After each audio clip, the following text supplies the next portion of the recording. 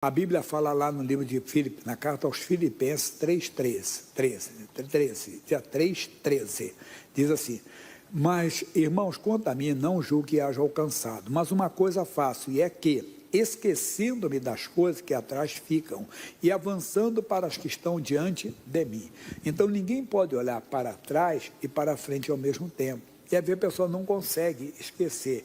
Ela diz, tem gente que o passado dele foi glorioso, passado muito bom, e isso tem prejudicado a vida dele, porque ele chega a dizer para ele mesmo, eu nunca vou ter o que eu já tive, o pastor Jaime, eu tive uma vida assim. O seu passado está sendo um ídolo para você. Você sabe que a Bíblia adverte a respeito disso? Eclesiastes 7:10. Estou passando o que eu já passei hoje. Diz assim, nunca digas, por que foram os dias passados melhor do que estes? Porque nunca com sabedoria se perguntarias. Mas não tem gente que diz, meu passado, poxa, pastor Jaime, foi tremendo. É até engraçado, é época de Natal. Eu estou com 66 anos. Mas tem gente que é um garoto de 30 anos, por exemplo. Garoto, porque para mim é garoto, 30 anos é menino, né? Ele chega a 30 anos assim, ele assim, pastor Jaime, Natal não é mais como antigamente, né? Falei, rapaz, eu era garoto, falava a mesma coisa para mim. Pergunta o pessoal da minha idade se não falava. Eu era garoto, o pessoal fala desse jeito. Não, Natal não é mais como antigamente. Natal antigamente era família, não sei mais o que. Sempre ouvi a mesma, como diz o outro, a mesma ladainha, né? Que Natal não é a mesma coisa. Mas tem gente que acha que o passado dele é melhor. Não pode. A Bíblia fala que a glória da última casa será maior. Nós temos que ver o que Deus está nos dando agora. E outros que eu passei, é que o passado dele foi triste. O caso de José. O José foi um jovem, foi o penúltimo filho de Jacó. E esse José teve sonhos. Ele contava os sonhos para os seus irmãos. E um dia ele chegou e disse, olha, eu vi que eram 11 estrelas, o sol e a lua que se dobravam diante da estrela que sou eu. Ele disse, vem cá, você está dizendo que nós vamos nos prostrar diante de ti? E eles começaram a ter uma ira do José tão grande, que um dia José foi no campo para saber notícias deles, que eles estavam no campo, né, cuidando dos animais e tudo, que eles, quando viram José, assim, olha o sonhador Mó. Aí um deles, vamos matá-lo. Aí vamos dizer que uma besta do campo acabou com a vida dele. Ele disse, não, o sangue dele vai requerer sobre as nossas mãos. Aí colocaram José numa cova, e esse irmão saiu, o outro lá. E os que ficaram, viram uma caravana de ismaelitas, mercadores. Ei, ô mercadores, nós temos aqui um jovem, 17 anos, novo, garoto ainda, estamos vendendo. Quanto vocês dão? Tanto, pode levar. E o José já pensou, olhando seus irmãos ficarem para trás, ele amarrado, vendido como escravo. Chegou lá, o oficial do rei o comprou, o Potifar. Mas esse homem, quando chegou em notou, com os dias, que o José era um homem inteligente, um homem, sabe, capaz, em tudo que era dado para ele, ele executava. Ô José, você vai ser o gerente aqui da minha casa, toma conta de tudo. Só que aquilo era relativo, ele tinha a esposa, claro que não era para ele, mas a esposa era sem juízo. E ela queria o José como um namoradinho. Como um amantezinho, acho que ela já devia ter essa prática. E o José, não, que isso, eu sou temente a Deus. Por que eu vou pecar contra o teu marido, meu senhor, e vou pecar contra o meu Deus? E ela insistia. Um dia o José entrou em casa, tinha que entrar nos aposentos, era o homem de confiança, ela segurou ele pela capa. Ele saiu correndo, a capa ficou na mão. Ela gritou, socorro, socorro, esse hebreu veio me afrontar, veio aqui me assediar. E o José, então, foi parar na prisão por uma calúnia. Foi atribuído a ele um fato criminoso que ele não tinha feito. Mas lá na cadeia, o que aconteceu? O carcereiro começou a notar que José era inteligente. E o carcereiro colocou o carcereiro Mor, o chefe da carceragem, colocou o José como o líder lá dentro. E o José ficou lá, tomando conta de tudo que acontecia era com o José. E o José, então, teve os dois homens, um copeiro e um padeiro, que sonharam. E contaram o sonho para o José. O padeiro, não vai ser bom para você não. Você vai realmente ser condenado, assim foi, e aconteceu. E o copeiro não, você vai ser restaurado à sua posição de copeiro do faraó. Agora te peço um favor, lembra de mim, fala com o faraó do meu carro, vou sim, esqueceram do José.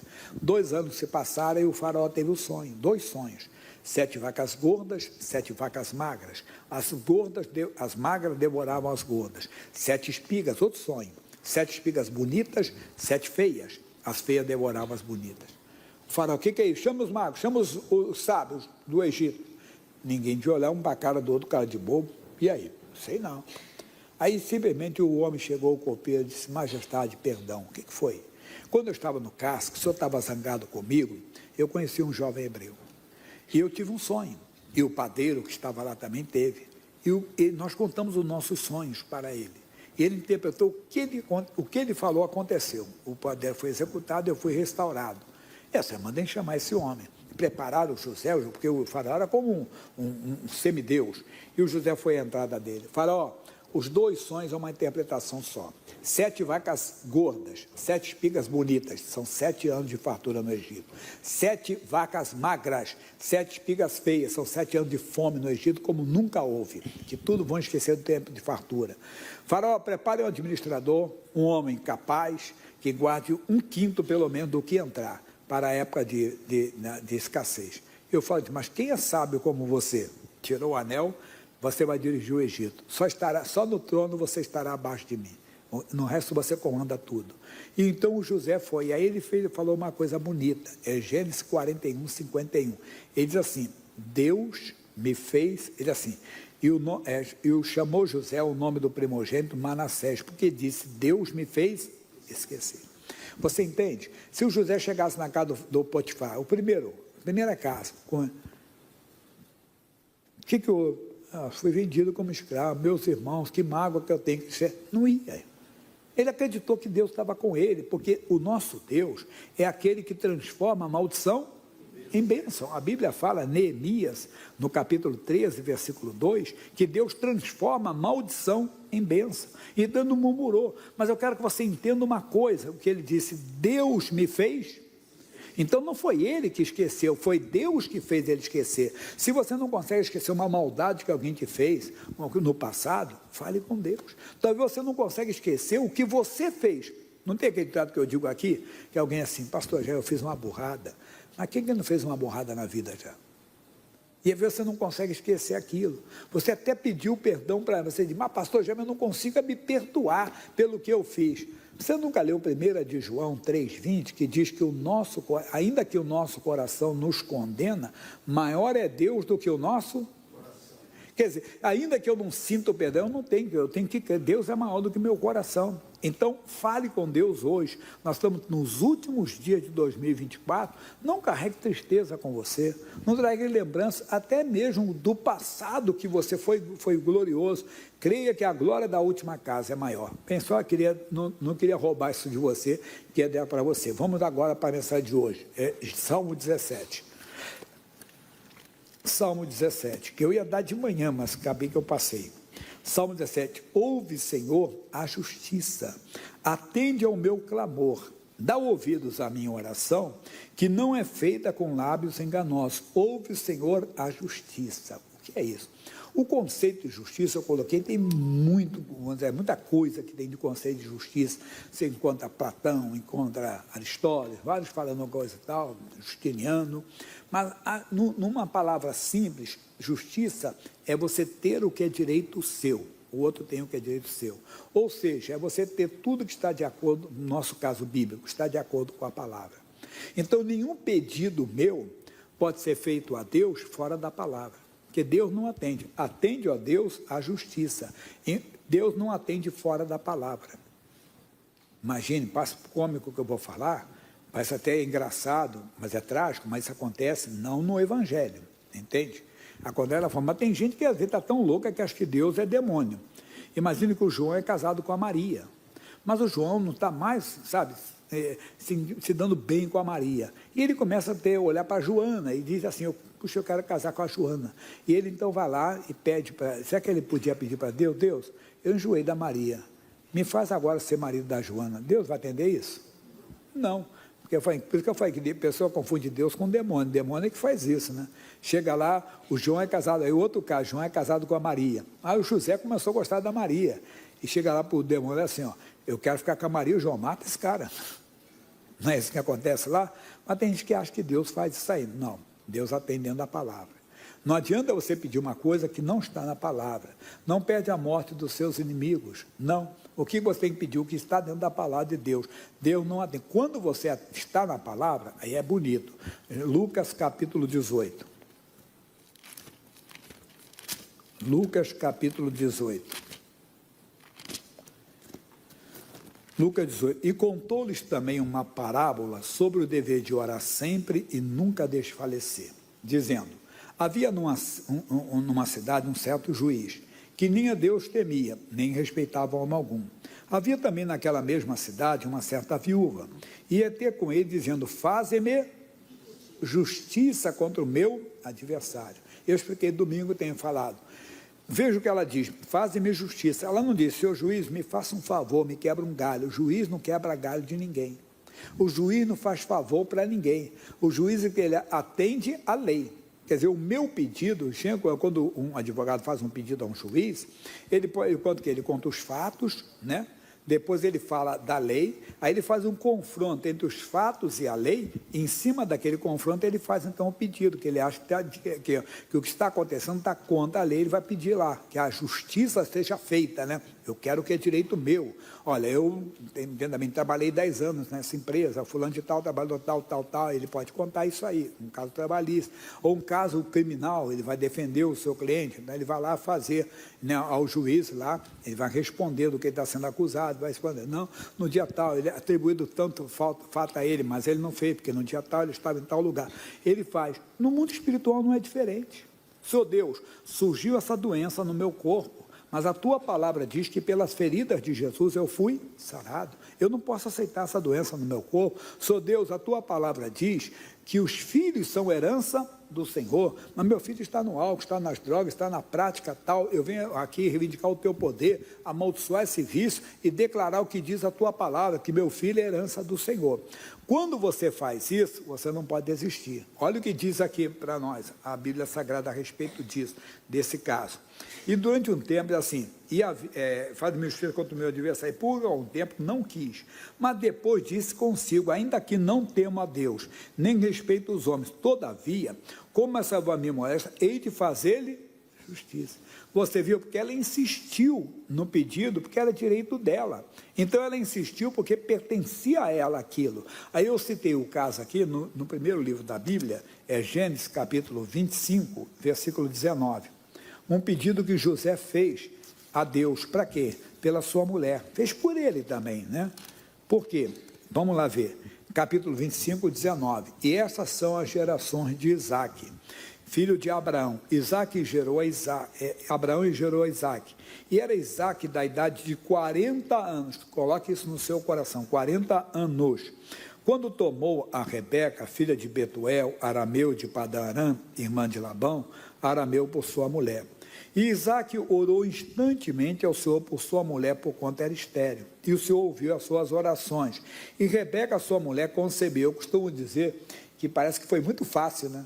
A Rebeca era estéril, ele orou e Deus logo deu a gravidez. Não, é luta, foi luta.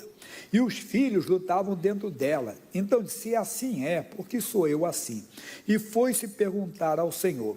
E o Senhor lhe disse: 2 nações há no teu ventre, e 2 povos se dividirão das tuas entranhas. Um povo será maior do que o outro povo, e o maior servirá ao menor.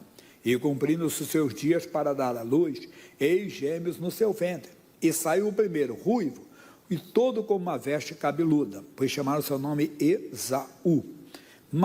E depois saiu o seu irmão, agarrado a sua mão ao calcanhar de Esaú, por isso chamou seu nome Jacó. Vamos lá, pessoal. E era Isaque da idade de 60 anos. Espera aí, então quando ele casou, ele tinha... Quantos anos se passaram? 20 anos. E ele não desistiu. Mas por que ele não desistiu? Porque ele tinha uma palavra dada por Deus. Qual a palavra? Gênesis capítulo 17, versículo 19. Gênesis capítulo 17, versículo 19. E disse Deus: na verdade, Sara, tua mulher, te dará um filho, e chamarás o seu nome Isaque, e com ele estabelecerei o meu concerto por concerto perpétuo para a sua semente depois dele. Deus está falando para um homem de 100 anos de idade, estava com 99, foi pai com 100, e da mulher dele, que tinha 80, foi mãe com 90. Quando falou o nome dele, vai ser Isaque. Isaque quer dizer riso. Quer dizer, todo mundo, eu brinco aqui, a pessoa, uma mulher de 90 anos, quando diz que está grávida, qual vai ser a reação? O pessoal vai dizer que ela está ruim da cabeça, não é verdade? Então, mas aconteceu. Mas qual é a nossa mensagem? Que o Isaque orou, não foi em cima de um desejo humano, que era um bom desejo. O desejo de ser pai não é um bom desejo? O desejo da esposa ser mãe não é um bom desejo? não é verdade? Mas era muito mais, porque ele tinha a palavra, quer dizer, não era uma palavra qualquer, era uma palavra que saiu da boca de Deus. Lá no livro de Mateus 4,4, naquela tentação do deserto, Jesus respondeu assim, está escrito, nem só de pão viverá o homem, mas de toda a palavra que saiu da boca de Deus. Então não foi uma coisa dele, Abraão, eu vou ser pai com 100 anos. E do Isaac, não, eu quero que, repito, era uma boa vontade, casou, poxa, eu estava falando, brincando, que eu tenho um netinho, né? Ele é bom de conversando com ele, eu perguntei para ele assim, e beijar, e ele falou assim, vovô, quando eu casar, eu vou ter 2 filhos, vou ter um menino e uma menina, eu sei qual é o nome do menino, aí ele falou assim, Benjamin Campos Martinez Júnior, que é o nome dele, né? E da menina, aí ele se esqueceu que ele vai casar com a moça que vai ter sobrenome também, mas ele eu falei, Maria é um bonito nome, ele, gostei, Maria, então minha filha vai ser Maria Campos Martinez, né? Já colocou o nome dos filhos e tudo aí. Então, é um bom desejo. Mas o caso aqui, que não era só um desejo do Isaac, não era só uma vontade de Isaac, era uma palavra que saiu da boca de Deus. Foi Deus quem falou, então não foi que ele quis, não. Repito, era um bom desejo. Não adianta você querer algo que não esteja de acordo com a palavra, mas mais do que aquilo era uma revelação. Então, a mesma coisa, eu tenho explicado. Por que eu não quero essa doença? Mas quem quer doença? Quem aqui quer doença? Ninguém. Não, eu não quero porque eu fui curado, porque está escrito na palavra de Deus que eu fui curado pelas feridas de Jesus. Então é mais do que ser curado, é ser testemunha do Evangelho. É ser testemunha do que está escrito na palavra de Deus. E às vezes a pessoa não entende isso. Nós somos testemunhas. Então eu quero porque está escrito na palavra. Porque Deus falou, porque Deus declarou, porque é um direito meu. Quer dizer, é um direito que está na palavra, é um direito seu. Eu não quero meu filho nas drogas, mas quem quer um filho nas drogas? Não é verdade? Ninguém quer um filho nas drogas, quem quer um filho no álcool, não é? E não vamos entrar em pouquinho, ninguém quer um filho na prostituição, ninguém quer, entende? Todo mundo que tem um filho, bem, vou parar aqui, senão daqui a pouco o pessoal fica cheio de mimimi aí, mas é verdade. Todo mundo quer ter quem tem um filho quer ter uma nora, quer ter netos, eu estou enganado. Quem tem uma filha quer ter genro, quer ter netos, né? Quem tem um irmão quer ter uma cunhada, quer ter sobrinhos, né? Então deu para entender, e é verdade, essa é a vontade natural do homem, tá? Aí o que acontece? Não tá, então você tem que entrar em oração, em guerra, em combate espiritual. Como é que é guerra? De oração, primeiro com Deus. Deus, eu creio na tua palavra, eu estou na tua palavra. Onde nós começamos, pessoal, na segunda parte, Salmo 17, aqui eu tenho cola, né? Colinha aqui pode ter, Salmo 17, então ele diz, ouve, Senhor, a justiça. Quer dizer, não é, o Senhor ouve o meu desejo, ouve a minha vontade, não ouve o que está escrito na tua palavra, que é a nossa lei, a nossa, dizendo que é o Evangelho, que é a lei perfeita da liberdade, lá em Tiago 1,25. Senhor, ouve o que está escrito na tua palavra, ouça o que está escrito na tua palavra, ouça o que está escrito aqui, que os meus filhos são herança do Senhor, ouça aqui que está escrito, crê no Senhor Jesus Cristo, serás salvo tu e a tua casa. Então, o nosso pedido, a nossa reivindicação, tem que ser dentro da palavra, como o advogado não pode pedir fora da lei, que não vai nem ser aceito o pedido dele, mas ele diz assim, dá ouvidos à minha oração, que não é feita com lábios enganosos, não, eu estou crendo, é na tua palavra, quer dizer, não estou falando de boca para fora não. 2, sai a minha sentença diante do teu rosto, atendo os teus olhos à razão, quer dizer, sai aqui Deus, eu estou dentro da tua palavra, aí diz assim, provaste o meu coração, visitaste-me de noite, examinaste e nada achaste. Por quê? Porque eu posso pedir o que for dentro da palavra, mas se meu coração está no erro, não pode. Salmo 66, 18. Se eu atender a iniquidade no meu coração, Senhor, tem coisa que ninguém vê o que está no coração do outro. Eu era garoto e minha mãe sempre falava, coração é terra que ninguém anda. Não, Deus vê. A Bíblia fala, 1 Samuel 16, 7, Deus não vê como vê o homem vê o que está diante dos seus olhos, Deus olha para o coração, e no coração tem um desejo errado, Deus não vai poder te ouvir, não pode, não é só um desejo errado de um pecado, como Jesus falou em Mateus 5, 28, o homem olha para a mulher, ninguém sabe, mas no coração já deseja que a mulher como mulher dele, e diz que ele já cometeu adultério com ela, mas vice-versa também, não é verdade? E às vezes não é adultério, é fornicação, porque são 2 solteiros, mas é prostituição, fez. Mas às vezes não é isso, não é esse desejo. É aquela pessoa que se alegra, por exemplo, com a desgraça do próximo, né? A Bíblia, quando o seu coração, o seu inimigo tropeçar, você não pode se alegrar. E tem gente que está aqui do lado, eu vejo aqui para você, entende? Tem gente que se alegra. Deixa aqui que eu não preparei, não coloquei. Deixa eu ver se eu coloquei aqui, seu Jair. Não coloquei não, mas eu pego para você já.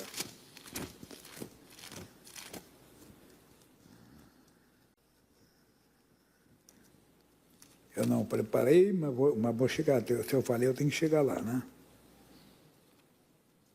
É 17, tem esses dias, agora eu falei bastante. É 20, é o 20? Não. Eu tenho que trazer meu celular comigo aqui, que me ajuda bastante. Ele colocou ali? Não colocou, não. Ele é novo lá, o rapaz que está lá, não conhece. Porque ele está com o celular do lado dele aqui. Melhor, mas eu chego lá, vou chegar lá. Sou tinhoso, né?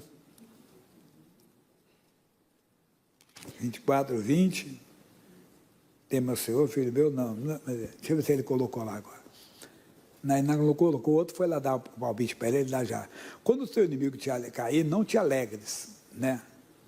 17 mesmo, capítulo 24, 17, né? Eu botei 17, 24, não ia chegar nunca. 24, 17. Então ele é assim: quando cair o teu inimigo, não te alegres, e nem quando tropeçar, regozija o quê? Quer dizer, você não fala, mas no coração, o seu coração. Sabe quem bateu o carro? Quem? Aquele cara que fez mal para você, fez uma maldade. Aí o seu coração se alegra, não pode. Aí o que acontece? Aí vamos voltar então aqui, que é importante. Tá? Aqui, e a pessoa perde bastante isso aqui, do Salmo 17, diz: visitaste-me de noite e nada achaste. Quer dizer, não olhou no meu coração, não encontrou, irmão. Não encontrou. Porque o que diz depois aqui para nós, ainda no versículo 3? O que pensei, a minha boca não transgredirá. Por quê? Porque a boca fala, não é do que a mente. Posso até pensar, mas não. Vamos dizer que o caso do acidente com o inimigo, com a pessoa que te deu um prejuízo, sabe? Ela falou mal de você, fez uma fofoca com o teu nome, te deu um prejuízo, né, na vida. Aí você sabe que aconteceu algo com ele. Ainda que venha assim, não, Jesus, misericórdia, que essa pessoa se recupere, o Senhor tenha misericórdia dela. Pronto, não faça isso. Mas tem gente que se alegra. Aí Deus não pode ouvir a sua oração. É o Salmo 66, versículo 18. Você atendeu a iniquidade no coração. Não pode. Por isso, Provérbios 4, 23. Sobre tudo que se deve guardar, não é o teu coração. Porque se você no coração aceitar, não precisa praticar, aceitou no coração a mágoa, a revolta, a tristeza, os desejos pecaminosos, você fica impedindo Deus de ouvir a sua oração. Então, muita gente está assim, está orando, não está funcionando. Mas tem que terminar. Volta aqui no versículo 4, ele diz: quanto ao trato dos homens, olha que lindo, hein? Ele diz assim: pela palavra dos teus lábios me guardei das veredas do destruidor. Quer dizer, eu não vou seguir o que eu penso, vou seguir o que Deus diz. Então, quando Deus diz algo, eu pratico. Mas não é só de pão que viverá o homem. Eu quero a cura, está na palavra. Pelas feridas de Jesus fomos sarados. Quero a salvação da minha família, está na palavra. Crê no Senhor Jesus Cristo, serás salvo tu e a tua casa. Mas está na palavra: amai os vossos inimigos. Então eu não posso me alegrar com o tropeço do meu inimigo. Quer dizer, da pessoa que não gosta de mim, o que falou de mim. Quando ela tropeçar, eu devo orar por ela. A Bíblia diz: orai pelos que vos perseguem e vos maltratam. Ele me maltratou, ele me perseguiu, ele me fez mal, me deu um prejuízo, destruiu. Vamos dizer, uma mulher, já pensou? Lembra daquele caso? Que a mulher pregou para a mulher que tirou o marido de casa, para a amante do marido. E o marido voltou para casa, e depois ela e o marido pregaram para a ex-amante dele, ela se converteu e se batizou. Que bonito. Quer dizer, ela não guardou nada no coração. É isso que nós temos que querer, e nos alegrar. Mas tem gente que até fica assim: agora se converteu, né? Já aprontou tanto. Não, glória a Deus que se converteu, né? E se tropeçar, não temos que ficar felizes. Por quê? Porque aí nós vamos ter impedimentos às nossas orações. Nós vamos orar e Deus não vai poder operar. Então, versículo 1: ouve, Senhor, o quê? A justiça. Deus não atende fora da palavra dele. Segura essa palavra, amém? Agora chegou a hora da oração. Fiquem de pé, por favor. Primeira oração, eu sempre quero que você olhe para você. Tem alguma coisa que você tem que esquecer? Diga para Deus: Deus me faz esquecer. Tem alguma coisa que você tem que limpar o seu coração? Limpe, porque talvez o coração entrou, você não guardou, pastor, tem uma mágoa, uma pessoa faz: Jesus, me perdoe, limpa o meu coração. Talvez aconteceu isso, ninguém soube, mas você ficou feliz quando soube que alguma coisa aconteceu com aquela pessoa. Deus me perdoe por esse sentimento, eu não quero. Você tem que ter o sentimento que está em Cristo Jesus. Isso é muito lindo. É você pregar a palavra de Deus, a viver a palavra. Então, antes de orar pela família, olhe por você. E se você ainda não convidou Jesus para entrar na sua vida, convide. Você tem que crer no seu coração que Jesus morreu pelos seus pecados. Você tem que crer no coração que Jesus ressuscitou dentre os mortos. E você diz para ele, me salva Jesus, e ele vai te salvar.